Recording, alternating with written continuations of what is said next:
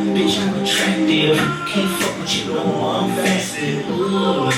Bitch, I'm attractive. Can't fuck with you no more. I'm fasted. Ooh. What's good, Cuddy? What up? What up? Yo, why have we been having so many tech difficulties recently, bro? Bro, These pendulums. I think when you on your way up, gravity tries to push you back down. God damn. I think that's what it is. That's a bar. Man. Write that down. Take notes. Take notes. Damn, bro. For real though, we've had a lot of fucking technical difficulties in the past just like 3 weeks. Like, dude, and we've been working hard, man. Like we've been trying to do interviews. Yeah. Man, we had a lot of good content. We had so much good content. For at least one, look. This episode was actually already recorded, and then I fucked up. We already got the full clip.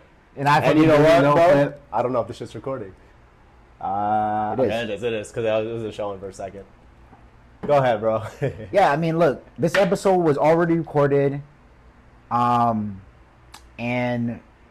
I just, for whatever reason, accidentally deleted it, so we're redoing this now. And then, like, our street interviews, like, for the past, I don't know, for whatever, like, 2-3 times we've been going out, the audio just has not been working, and I can't figure it out. You know what, though? We get better every day. Yeah, but you know, it's like all we're doing is sharpening our skills. Yeah, we could check it up to it's just that technical difficulties, or you can just check it up to like, damn, the shit's universe testing us right now.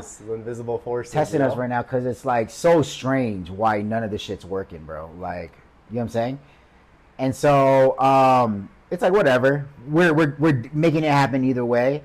And look, I'm gonna go. I already know I can go out there and record some more amazing content. Mm-hmm. And like these, but bro, like it's amazing. It's amazing what happens when you're like on the shit. You're doing so much that shit has to go wrong. Like some things have to kind of go wrong, but you can't even see it as going wrong. It's maybe just going right.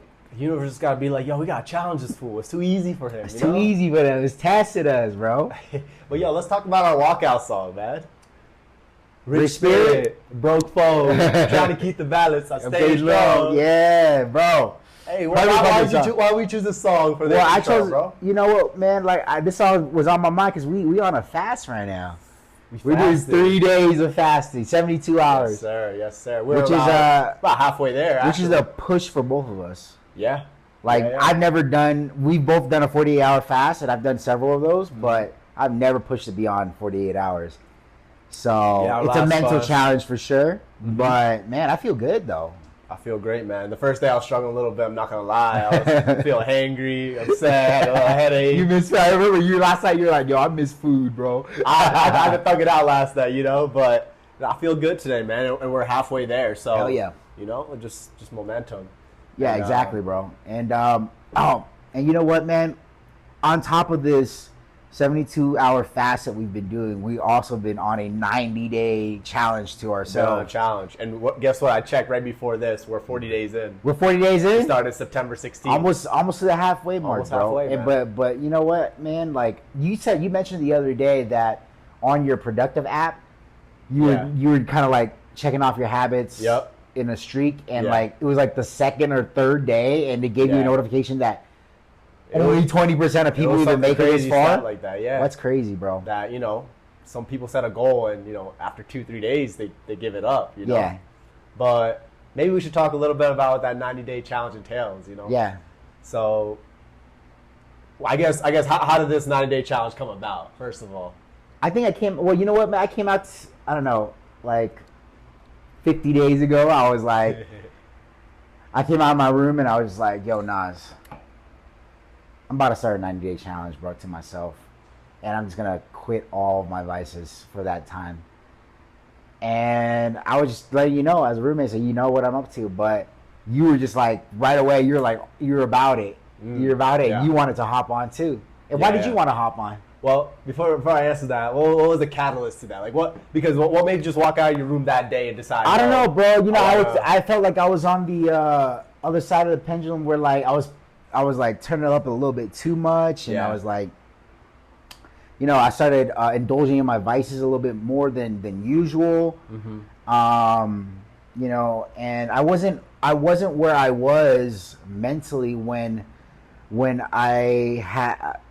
before like my birthday. Yeah. I don't know, for whatever reason, around Yeah. my birthday time, I just started like kind of letting loose a little bit and Right. spending more money and like having a ton of fun and like without paying too much attention to everything else. Mm-hmm. And so I was just like, man, I need to get back on like focus mode min. Like monk mode min is a fucking powerful thing, bro. Like I make some amazing shit happen when I'm fucking clear. When I have clarity and focus in my life, man, I make some amazing shit happen for myself, and I find that during those times I'm absolutely the most happiest. Like I find the most joy in doing shit for myself and like in growing. So. Yeah. Well, honestly, same thing for me. When you came out here that day, I remember I was sitting here working, and you were like, "Yo, I'm about to quit all these things. Yeah. I'm starting a 9-day challenge." That resonated with me because I was in the same place, man. Yeah. Just like indulging in bad habits that weren't serving me, knowing that like, man, I could be doing so much more. I'm not living up to my potential. Yeah. Feeling tired all the time, like. But before those 90 days, before we started, it's so easy to justify, smoking weed or, whatever it is, whatever the vice is. But I think what's so cool about 90 days is a clear distinction. None of these things you're going to be doing in 90 days, right? Yeah. It's like a hard boundary, and that's what's so important. Like, whenever you're trying to start something new, you got to set boundaries for yourself. Man, speaking about boundaries, bro, like, for the longest time we kept saying I'm gonna cut down a little bit on going out and drinking a lot, and like for me at least, like I was drinking a little bit more than I usually do, and then like even smoking weed and shit like that, bro. Yeah. Like we were telling ourselves we're gonna do this shit, but like because we never made a real hard boundary, like we kind of just kept slipping back into it. Like I remember you saying like, "Yo, just the weekend smoking weed," but it would kind of seep into the weekdays. It's so easy to justify for yourself, if you have a hard line. At least for me, like. Same for me, bro. Same for me. So when I started the 90-day challenge, I remember September 16th. Yeah. We started it, and like something about making that decision, just like it wasn't hard for me after I made the decision, like to not drink or to smoke weed or anything else, any other vices. Like it just wasn't hard because it was out of my mind. Like it's like once my brain makes this decision, it clicks, and I'm just like, okay, I'm done. So I haven't craved alcohol at all. Yeah. Weed either. It's just my brain. My brain works that way where like if I make a decision, I don't have another option. Yeah. I think that's valid, man. It's like it's not even an option in your head. It can't be an option in your head because you're already committed to not doing it, And I think it helps like to do it together. That accountability. It's like we definitely I think it's hugely important. So like I guess if people are trying to start a 9-day challenge, do it with somebody, Yeah. And I think it's way more powerful. So first of all, I want to know about your first 7 days. How did that feel? And then I want to know how you envision yourself at the end of the 90 days and what you think is going to happen. Yeah. The first. So I mean, I guess there's a couple of things, right? What we're trying to do, right? Yeah. Mainly cut out the vices, right? So that could be drugs, alcohol, pornography, whatever else. We all have our personal habits, and then there was also some other. We'll get into about other habits, like some challenges of things that we want to develop in that we can also challenge ourselves. But when it comes to the vices themselves, man, I would say the first week is a challenge. Particularly with smoking weed for me. Because, what I've realized is that weed was an escape from my own feelings, my own thoughts, and I could use that as an escape from dealing with the problems I already had. So that first week, when all I had to do was deal with my own thoughts and my negative self-talk and all those things, it was tough, man. Yeah. It floods in. I've been blocking it out for so long, but now all those thoughts flood into my head. So that. And you know what's crazy, bro? Like these first 40 days, man, I've seen you go through a roller coaster of like emotions. Yeah, the highs and the lows. The highs and the lows, bro. And it's amazing to see because it's like, it's such a, people talk about like doing psychedelics and like shrooms and shit like that as spiritual experiences. Bro, this is some of the most spiritual experience you can have, bro. 100%. You're literally dealing with all these triggers you have. Yeah. And it's real. It's real. not an illusion in your mind, right? Yeah. So it's like, no judgment to people who do that a shit ton of psychedelics all the time, but it's and, like, and I'm an advocate for psychedelics, by the way. Okay, and, yeah. and I'll still agree with you on this point. yeah, because look, man, at the end of the day, like you can do as many psychedelics as you want, but until your will in this world changes, nothing will change. And so 100%. when these triggers come up for you, you actually have to fucking deal with it. Yeah. Especially when you have no alcohol, weed, You have no escape. any vices to fucking escape with. And Yeah. right now we're doing a 72-hour fast. Even yesterday we were like, God damn, we're kind of bored right now. Like we can't eat. So, you know, it's. So you asked me like, where do I see myself in 90 days? And we could talk about the process throughout these 40 days or so. Yeah. But man, like what I'm kind of realizing is like, I don't really need these substances or these drugs or any of these vices. I kind of feel like, as I'm realizing that a lot of it is internal, like a lot of it is me dealing with myself, and that how these drugs and these forms of pleasure tend to be, I don't think just for me, but I can speak from my experience, ways to escape. Yeah. That like there's something so satisfying about being able to be so comfortable in yourself and deal with your own emotions. Yeah. And navigate. And man, I think to be like, what I'm thinking right now, honestly, is to be the best version of myself. Like, life is hard enough as it is. It brings enough challenges. Yeah. And I need to be 110% there. Yeah. And man, smoking weed, Bro, drinking, yeah, you've been on top of path. you've been on top of your business. I've been seeing you grinding, like fucking putting the 2 hours you want in your business. You're approaching, like just to deal with any type of approach anxiety you might anxiety, have. Like you were fucking doing more than 99.9% of men out there in the world. That's the fucking damn truth. Most men just don't take action, and just by doing that, you've already made yourself a cut above the rest just by sticking to that to your challenge, right? But two, like you're actually fucking developing real skills that are actually applicable in this world. Yeah. Like social skills is, come on, man. If we're gonna have to live with people, like you're gonna have to. You have to learn how to deal with people. You have to deal with people and have the social skills to deal with them. So like you're learning that, and it's like, bro, like it's just been, everything's just been compounding on each other, man. It's been amazing. Well, yeah, like how some people will be like, oh, life without drugs is boring, or like, oh, I can't imagine that. I wonder how much of that is just to cope. Like, for example, I would say some of the best times that we've had since we've known each other, is when we going out sober, fucking the club up and turning up, just sober. Just sober and like sober as fuck, and you know, have a great time. We've been completely sober this entire time. We've been having an amazing time, and you remember everything. You don't feel like shit the next day. Like, and we've had like some amazing experiences. Yeah, guys think out there too, like you need to fucking do all these drugs and alcohol to get laid. Like that's not true. No, I mean, last week was not. I mean, to prove that wrong. The proof is written. Yeah, the proof is written, man. So, but it's like, bro, it's just like. There's a lot of shit that we cope with as humans, and obviously we do it. We do it. Everybody does it, and it's just like, man, like some of this. It reminds me of when I used to practice my social skills before I ever drank any alcohol, and it was like some of the best highs ever, for real. Yeah, man, it's real dopamine, you know. It's real. It's real dopamine. Yeah, man. Let's see what else I got here.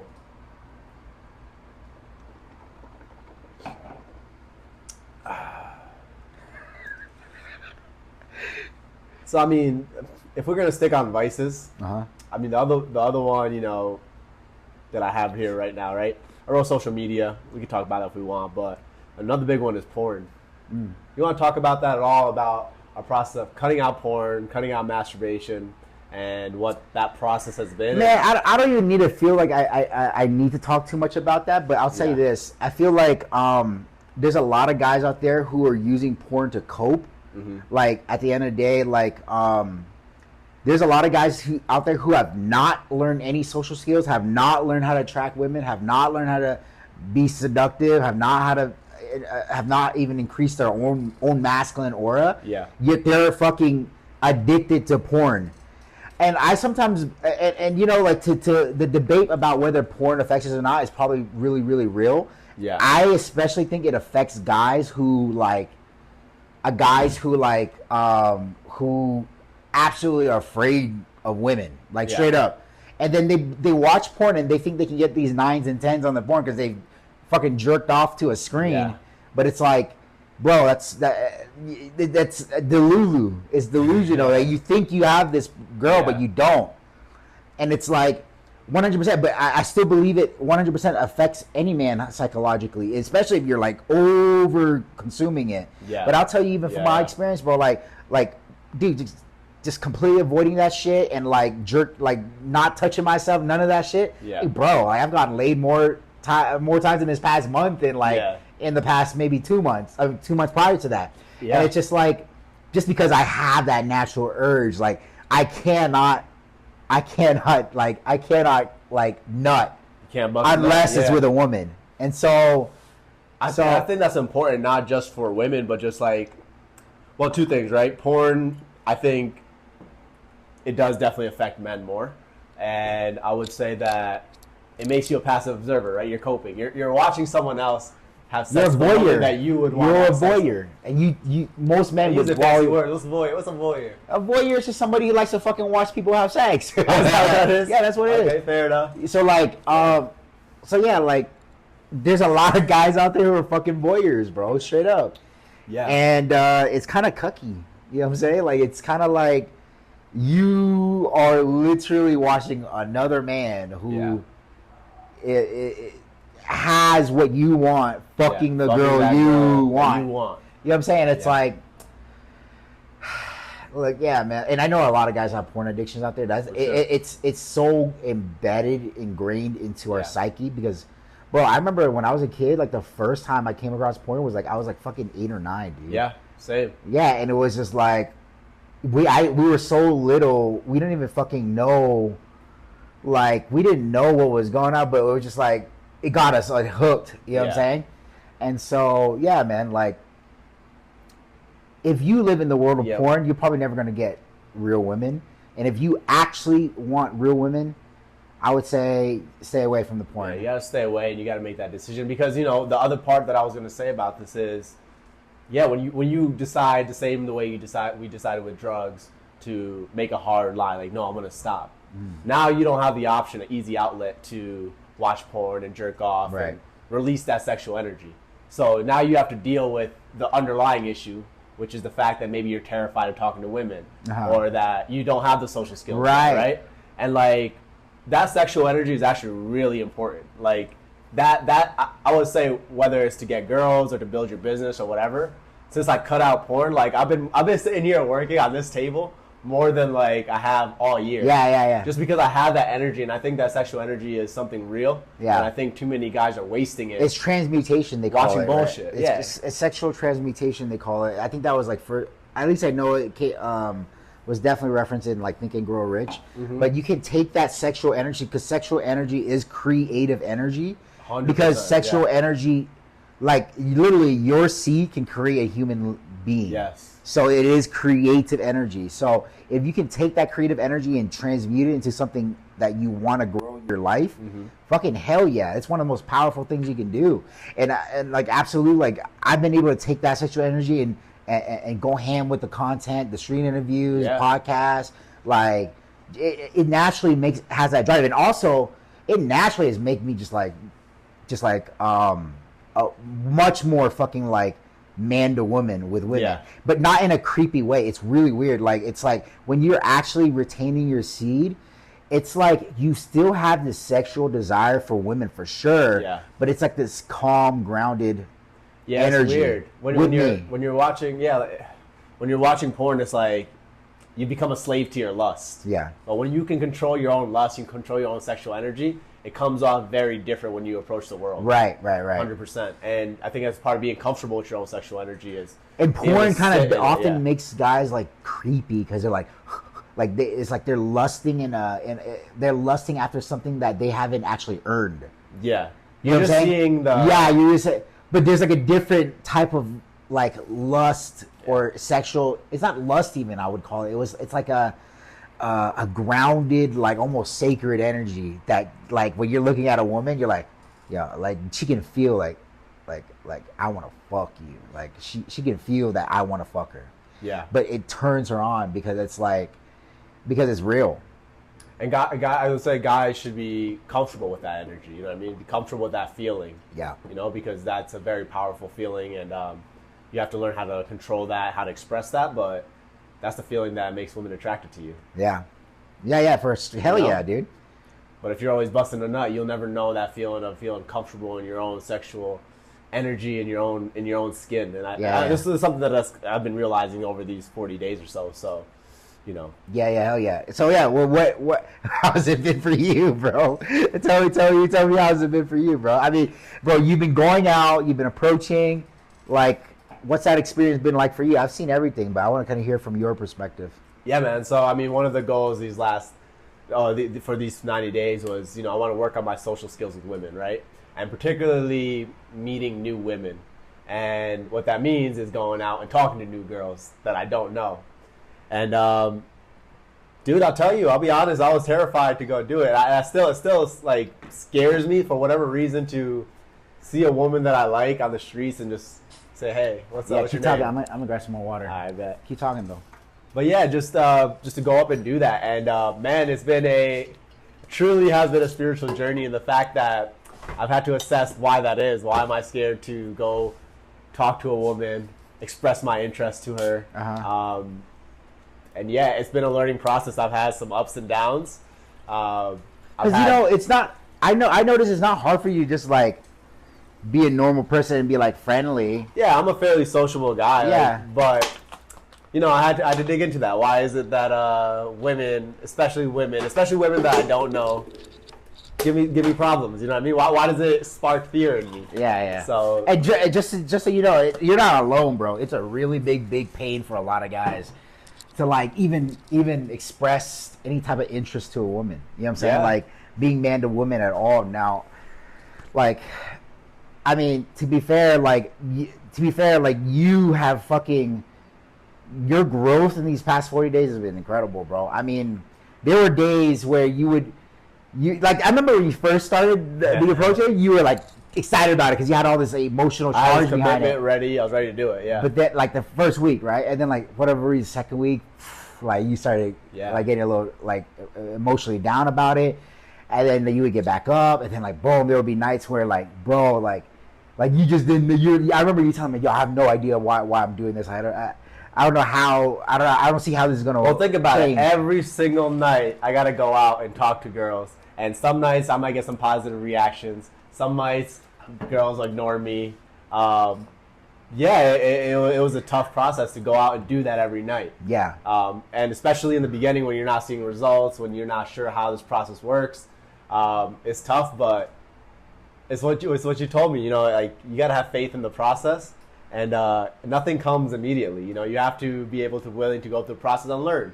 It's like any other skill. You have to learn how to go up and approach a woman that you don't know and how to engage them in a consistent and congruent way.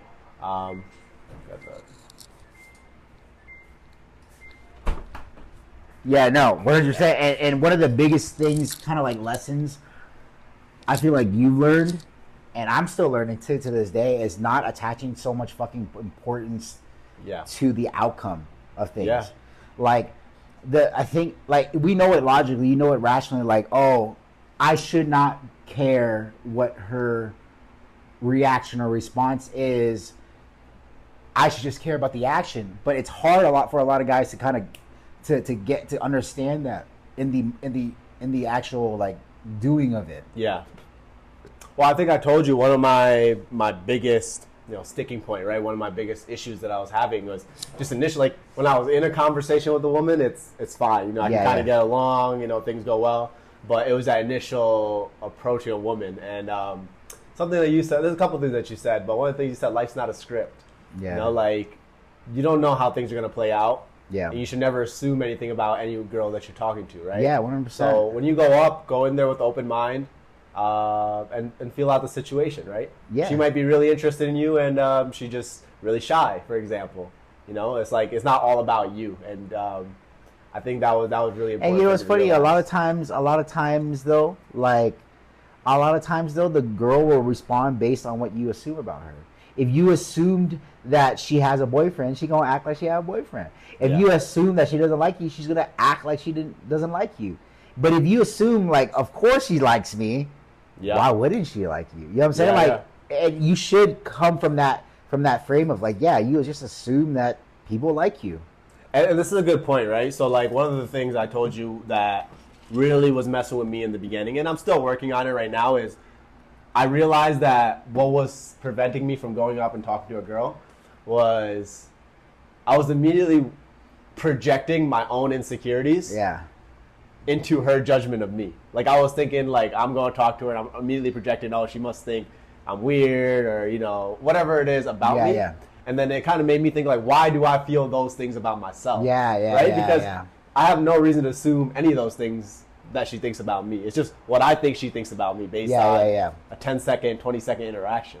So like part of this, you know, being a spiritual experience, doing this is like reflecting on why is it that I feel this way about myself, you know? So that's but that's so introspective, and most people can't even aren't even aware enough to think about it like that. But we live in a universe that there are laws, and like the laws are like, there's a hermetic principle called as above so below, where usually what you believe about other people is just a reflection of what you believe about yourself. And like you said, you project that shit onto other people, and it's not the truth. It's just not the truth. So and I think you have to like this process. I wonder if it's still in acoustic mode. It's still in acoustic, but click on it once, and it'll go back to regular. I'll let you know if it should. Click on it once. I think it's on that side. Yeah, it's regular. Is mine green? Just green, not blinking? No, it's not blinking. All right, cool. We're good then. We're back, and I can tell by the mic. Okay. But yeah, man, I would say that's kind of the biggest thing, is it kind of forces you to look at yourself, because at the end of the day, like another thing you said to me is like you should never like take a woman too seriously, especially a woman that you just met, because you literally just met her. She knows nothing about you, right? So you know, guys are so terrified to go up and say something. They think that it means something about them. If a woman rejects them, it's the end of the world. It crushes their ego. But why does it crush your ego? She knows literally nothing about you than a 10, 15 second interaction. How fucking sad and pathetic is it? But that's the reality for a man to place all his importance and self-worth on a woman's response to him. A strange woman, by the way, nonetheless. Like a woman who doesn't even know him, who he doesn't even know himself. And he's going to put all his sense of self-worth on a woman because she rejected him. Man, and here's the issue too. Guys put so much importance on this word rejection. Bro, it's not even rejection. It's just what you need to have. You eliminate that word out of your vocabulary. Just have empathy. You never know what she's going through. You met her, she might just not be in the mood. She might just not want to talk to somebody. She might be really in love with another man. She might, you know what I'm saying? Like you have to have empathy. There's a million reasons why she might not be interested in talking to you. It has nothing to do with you. Maybe it does, but it doesn't fucking really. Like she doesn't know. She's just seeing a very, very quick image of you. It's like it has nothing to do with you. The truth is, if she actually had more time with you, she'd probably end up liking you. But sometimes, you know, just the circumstances don't call for that. And you gotta be humble enough to recognize that, you know. And it's funny. It is your ego that's getting crushed there, and your ego's so big that you think you matter so much. And look, I'm a big fan of ego where it matters. But there is a time and place when ego does not serve you. You know what I'm saying? Especially when you're learning something new. 100%. Anything you learn new is going to be tough at first, right? From my first days of approaching to now, I think I'm way more comfortable. You're way more comfortable, bro. You're a lot more relaxed, chill, and you know you don't hesitate as much. But in the beginning, you were hesitating. No, it was very tough for me to go up and see a woman. And if you notice, every time you hesitate, shit just keeps going wrong because it's like the negative lifeline, just because the universe keeps kind of feeding that back to you. Like it's a negative feedback loop. Should we talk a little bit about that, about like identities and there'll be times where things go really well. Like for example, like and this is why we keep saying how this is a spiritual experience, but like there'll be times where things are going well. Like I've had really good interactions with women, but then I'll revert back to this kind of old identity of like, oh, I can't talk to girls or I can't do this, even though the proof shows that I can. Like that I've had good interactions. The thing is, this is why it's so important that you keep doing this, because you need to keep stacking confidence. Confidence comes from evidence. When you have more evidence, your confidence builds and builds and builds and builds Yeah. and builds and compounds on each other. And when your confidence is very powerful, your frequency is also very powerful as well, very high. Mm-hmm. And so when that happens, when you are truly confident in yourself, the universe rewards that. Yeah. If you've seen me out, you've seen those days where I'm just like, fuck, I'm like stupid confident. Yeah, you're on it. And it's like interaction after interaction after interaction, girl after girl is like receptive to me because of that conviction in myself. Yeah. Yeah. Yeah, yeah. But it takes time to develop, man, because I'll find myself swinging back to like old thought patterns, negative self-talk. I would say a lesson that I really learned is I'm someone who I like to think that I'm pretty high achieving. Like, you know, I've done a lot, and same for you, right? And I think part of what that comes with is this tendency to be really hard on yourself, right? Yeah. If you know, you weren't 100% on it or everything didn't go perfectly, you tend to critique yourself, and that has a time and place. But I found when it comes to, you know, it can be also very destructive, right? Like you see nights where I go out, or maybe I'm struggling to go out and approach, and this negative self-talk in my head will be like pulling me down. Yeah. And kind of be like, you know, being it's really literally hard. like a weird, like strange, invisible force on you. Yeah. And then I've seen you flip that like out of nowhere because you had to go leave for a second. I had to leave and like it's a weird together. Weird force, like a weird exhale, almost like fucking like taking you into this kind of like dark place. It's dark, yeah. It's dark, really negative energy, and I would say like this applies to learning any skill, but like what I'm really learning from this cold approach thing is just count your wins. Fuck your loss. Don't even think about your losses. Like just focus on your wins, because whatever you focus on grows. You know what I mean? So when I'm focused on, oh, you know, I'm struggling to go up and approach this girl, oh, this interaction didn't go the way I wanted. That if I focus and dwell on that, it builds, and I get that negative dark energy. Well, here, I wrote about this recently. I posted on my story. I called it's like the definition of winning. The difference between winners and losers is how these people define winning or losing, right? Yeah. The reason why winners keep winning and the reason why losers keep losing is because of the way they define winning. Winners define their winning through the action, not the outcome. Yeah. Because if you define winning as getting a certain outcome, the moment that outcome is taken away from you or isn't realized, you feel like a loser. And when you feel like a loser, the universe fucking proves it to you. And you start acting like a loser. It gives you giving you reasons to prove it to you. Yeah. Because man, the universe, like emotions in the universe is very, very powerful. It is kind of like the language of God. You know what I'm saying? Like the universe is like emotions. Everything drives us through emotions. Energy is energy, and emotion is energy and motion. So if you feel like a loser because you weren't able to get that outcome, the universe is going to prove that to you. But if you just place your definition of winning on just simply taking the action, whether you got that outcome or not, you're always winning. Yeah. And so when you're always winning, you always feel like a winner. And if you always feel like a winner, the universe is going to keep proving it to you. The universe is a reflection. It's like whatever you say to the universe, it's like, yep.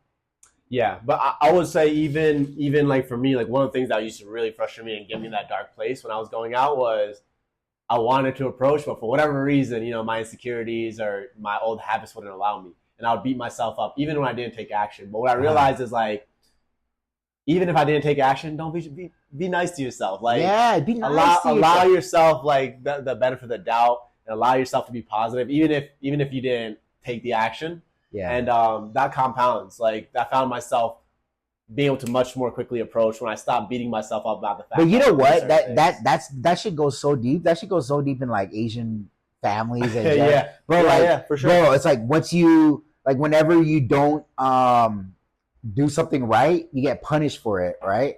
I remember there was this Asian kid in my class when I was in elementary school, and I remember anytime he didn't do something right or he did something wrong or made a mistake, he would just start hitting himself in the head. Yeah. And it was like, where the fuck do you learn that from? And it's like, dude, it's like almost like the Asian family thing that to punish somebody when. But I remember I got punished and fucking whipped with chopsticks and brooms. Yeah. And shit like that when I didn't do something right. It's like, fuck. Sure. And that's so deeply ingrained. Yeah, and you have to be aware of that. It comes at a benefit and a cost. I think part of that makes us high achieving because we're so hard on ourselves. But I think it there's a limit to that. You know what I mean? Where it doesn't serve you anymore, right? Like I'm trying to learn a new skill. My ego has gotten so high that I can't accept the fact that I got to be. Yeah, nice there's a ceiling. There's a ceiling to that type of method. Yeah, you can never get because it's unsustainable. That's why. 100%. Because you cannot live like keep that? damaging yourself to fucking to achieve shit. Like there is a kind of like a reality where things are somewhat easy. Yeah, you know what I'm saying? Like there's a reality where things flow naturally. Like you've seen it with me with like talking to girls. Like there's a reality where it just all flows. Mm-hmm. And then there's the other reality where it's just super hard. Right. Why? You have to ask yourself why these kind of questions. Why? What's the difference? I never beat myself up. You know, when I go out and like maybe a girl doesn't give me the time of day. Yeah. When I get rejected, I just laugh it off and I literally amuse myself. Mm-hmm. Like I think it's so funny. Yeah, it's truly. I think the way it comes down to is what you feed, what kind of energy you're feeding. You know. And you can tell yourself you're being hard on yourself because you're trying to win, but I haven't seen it work out to my benefit ever. When I'm trying to be super hard on myself and beating myself up, it never works out to my benefit. I just focus on the wins and keep stacking the wins and just think about the wins and you'll win. No matter how many times you lose, you know? Yeah, for real, bro. That's it. And that's a skill. That's a genuine you need to focus skill. on the small wins. That is a skill in itself. You're right. Like, dude, you got to give yourself credit for the small wins. The small wins just keep stacking. This is the evidence. Evidence is what gives you confidence. And when you're confident in this universe, man, that shit's the universe kind of opens up for you. It builds. For sure, man. For sure. What else we got here, man? What else we got? So, I think the last thing I'll say about this kind of cold approaching journey is, getting comfortable with being yourself. And I was telling you this earlier today before we started recording about being a man is just being comfortable with who you are and saying what you want, expressing what you want, regardless of other people's opinions of you. And what do you think about that? Repeat the question again.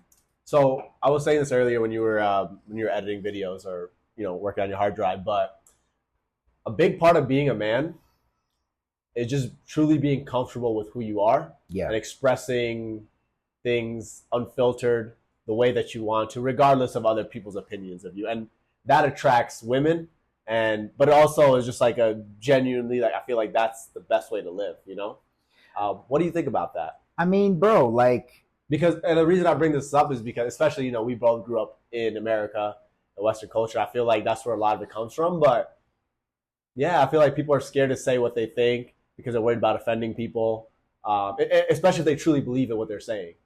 So yeah, I'm just curious on your thoughts on that. My thoughts on that is that if you're afraid to be yourself, there's something way deeper going on. Like, you have some type of deep trauma from childhood where you can't feel like you can express yourself. Bro, like, one of the reasons why I love being here in Colombia is a lot of, like, the people here are so much more authentic than from back where I'm from, like the United States right now. People kind of have all these weird masks on, and to some extent we all have masks, right? But the reality is, like, I like to say and do what I think, and I like to be myself. And it's like, bro, I'd rather have a handful of people who are absolutely infatuated with my being as a person than a bunch of people just kind of like me. Yeah. It's so half-assed. It's lukewarm. It's meek. Yeah. You know what I'm saying? It's not polarizing at all. Just think about, like, some of the people who have the most aura right now. Like Conor McGregor. Kanye West. Yeah. Donald Trump. That huge aura. And why do they have aura? It's because they are absolutely embodying who they are. Yeah. Like, to the very core. Like, they have aura because they are on a mission and they don't care who's, like, if you're not on board with that mission, it's like, bro, you get out of my way. Yeah. These men have an aura about them. And that's why it's so powerful. But just think about a guy who's lukewarm. He's invisible to people, women, everybody, to society. He's lukewarm because he doesn't have a backbone. He doesn't stand for anything. Yeah. Yeah, and it's funny that there's 8 billion people in the world. You'll find the people that are attracted to your message if you want to be seen. Oh, 100%. If you're truly authentic to yourself. Well, one of the things about like trying to people please or be nice to everyone. Sure, people might be like, oh yeah, Min is nice or Nas is nice, he's agreeable, he's cool. But truly, you don't feel seen, and the people don't really know who you really Think about this, though. Think about this. You talk about in this world of 8 billion people, you'll find people who are attracted to your message. Usually people think of that as just positive attractive. Bro, haters are also attracted to your message. That's okay. It's just the reverse polarity of it. Yeah. It's like they hate you, but they're attracted to you. Yeah, haters the one that tune in the most. They be tuning in. They're watching your videos. Blowing up your socials. Watching your story, never liking anything, never saying anything, just watching. And some of these, to be fair, some of these people actually love you and they didn't want to say anything. But yeah. But the truth is, like, there are people, like, the difference between love and hate is a very, very fine line. It's almost the same frequency, same vibration. They're just vibrating at different frequencies. Right. It's like love is up here, and hate is right here. Yeah. This is like what I learned in music about octaves. Like I can have a C note, a C note pitched at C at a very low note at a very low octave on piano. Yeah. And the same exact note, many octaves up on the piano. It's the exact same note, it's just higher frequency. And so it's the same thing, just masked as a different different thing. That's it. So like, bro, like when you realize that being polarizing and truly authentically yourself in this world is the most powerful thing you can do. Yeah. Like things just start opening up to you. Opportunities start coming into you. People who are actually want to be around you are around you. They're attracted to you. And you also realize that your life grows in so many ways. It also forces you to deal with emotions, and that makes you grow. That's the most spiritual experience you can have. Yeah. This kind of brings me to our last point, right? And this all, being polarizing, all these things are about expressing who you truly are and being comfortable with yourself, right? Uh-huh. And one of the things that we talked about is like sexual attraction between men and women. For men, we talk about sexual attraction being like a light switch, right? Usually if you see a girl that you like, you like her. Yeah. It's immediate. But for women, it's a little bit different. And you talk about how one of the big components of sexual attraction for women is safety. Yeah. Feeling safe. And women. That's 100% true. What us guys might think safety means is not necessarily the same meaning of safety to a woman, right? Like when we think of safety, what do we think? Like physical safety, I'll protect her in harm's way. But I think when you say safety, especially when you talk about women, you mean something a little different. So just want you to expand on what that is. I want to make this clear first too. Like here's the difference between male sex drive and female sex drive. Mm-hmm. Male sex drive equals respect. Like, just tell me, when you feel like you're respected by a woman, doesn't that make you so much more fucking turned on by her? Yeah. But for women, not to say that you shouldn't respect women at all. You should, but that's not what actually makes them horny for you. What makes them like feel like what sparks their sex drive is safety. Male sex drive equals respect. Female sex drive equals safety. And a lot of guys kind of misconstrue this. They don't understand that safety to what we think as safety is not necessarily what a woman thinks as safety. Mm-hmm. Because safety is how a woman feels, not what you think. Like we think safety is like, oh, we're providing for her, taking care of her, all the fucking money. Dude, girls can get that honestly from a lot of men. Right. But it doesn't mean she feels safe with that man. Mm-hmm. So what makes a woman feel safe? A woman feels safe when a man is truly present, and I'm going to elaborate on present. Mm-hmm. A man who's truly present doesn't. kind of revert back to what we were just talking about. Yep. A man truly is present when he's operating from his most authentic core, because he's not thinking about, oh, what is she gonna say, or what's she gonna think about me, or what's he gonna think about me, or he's not in his head thinking about what other people think about him. Mm-hmm. He's operating from his soul as a man, his masculine soul. And when you're operating from your masculine soul, you have this presentness. There's no hesitation in your speech. You're not hesitating at all about what you're talking about. You're not second guessing yourself. There's no fucking doubt. Yeah. And you're not worried about whether you're gonna offend somebody or not. You're just speaking from your fucking true, authentic self, and that is what makes women feel safe. She feels safe with you when you have that riz that can make her laugh. You know what I'm saying? She feels safe with you when she feels a whole different type of emotions for you, because she realizes in her subconscious, she realizes this is a man that can actually make me feel things. A woman doesn't feel safe with the invisible man. Yeah. A woman doesn't feel safe with a man who won't speak for himself. A woman doesn't feel safe with a man who has no backbone. A woman doesn't feel safe with a man who can't even speak his own fucking opinion about things. A woman doesn't feel safe with a man when he can't disagree with her when he actually disagrees with her. Yeah. A woman doesn't feel safe with a man when he can't lead her into a beautiful experience. Hey, it is very, very that simple. My G. Yeah, no. I think the reason I bring that up is exactly what you're talking about. Everything we've talked about before this has been about being comfortable with yourself, being able to express yourself. It's okay to be polarizing in these things, and people are so scared of the opinions of other people, not realizing this is what attracts women. Being yourself, being yourself. You hear that as a cliche advice, but it's good that you're kind of breaking down what safety means. That is kind of being yourself, and let's make that more clear, because like a lot of people take being yourself, and it's like, does that mean being myself and I never improve on things? No, that's not true. Always improve on things, but do it for yourself, one, and then two. Being yourself, what really means is being congruent to you, who you are in that very moment. Yeah. Your likes, your dislikes, your thoughts, your opinions. Yeah. If you are fuming mad, but you're acting super like nice and trying to keep it in, that's not congruent, because you're being fake nice. Does that make sense? Now, bro, you should be kind and all that, but kindness is coming from a grounded place, right? So when I'm talking about like being congruent, you actually have to align with what you are as a being in that very moment. That's what being yourself means. So if you are out there approaching, right?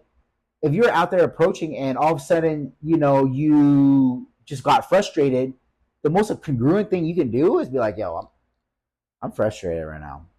I'm frustrated right now. It is. I'm frustrated right now, but that's what it was 2 seconds ago. I can change that. Yeah. You can't change that. But being congruent, women can feel congruent. And people hate incongruence. They don't know what it is consciously, but they just feel off. Something feels off. Something feels off. Yeah. Well, that's all I got, my man. Hey, man, that shit was good, bro. That was good. Like, fasted, too. We out here fasted. I feel food. Yeah, bro. I'm tired, but we got to get Hey, but we going out tonight, baby. We going out. We got a Falco with the Amiguitas. And bunch of beautiful women. Yeah, we're gonna have a good time. We're gonna dance. We're gonna be fasted too. It's gonna be a great crazy time. For that shit, bro. Who goes gets a Palco past 48 hours fasted, bro? We crazy. Don't forget, we got ice bath tomorrow. And we gotta put an ice bath tomorrow, man. But that's how the bandoleros do it. Bandoleros are outlaws, bro. Let's get it.